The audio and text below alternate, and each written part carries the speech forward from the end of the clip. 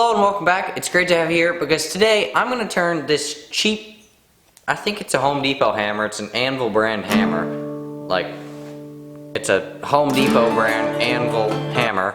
It's a dirt cheap hammer, like $2 or $3 I think, and I found it on the side of the road. That's why it's so beat up. But I want to turn this into a war hammer. Like, I think it'd be pretty cool to have just a mini little war hammer. So sure, I'm going to give it a try. Hopefully it turns out well.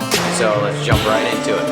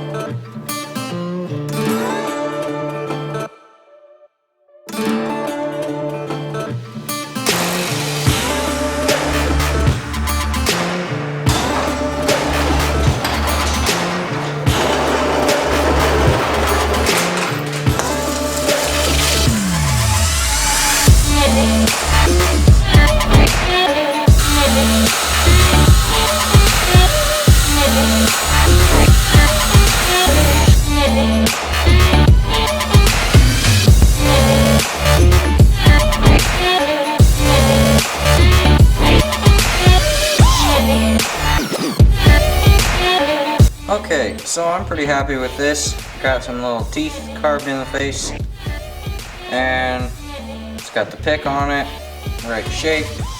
And you may be wondering why I'm using a 7-inch angle grinder. Well, that's because my 4.5-inch angle grinder is broken right now. It's all taken apart here, and you can see all the pieces there. The brushes went bad. I ordered some new ones. They didn't quite work, so I'm going to fidget around with it for a little bit and then finally get it to work. But for now, I just had the 7-inch grinder to work with. And I'm gonna go inside and take a break because I am sweating so much. It's like 107 or 8 degrees out. It's so hot out. But anyway, I'm gonna go inside, take a break, and then come back to this.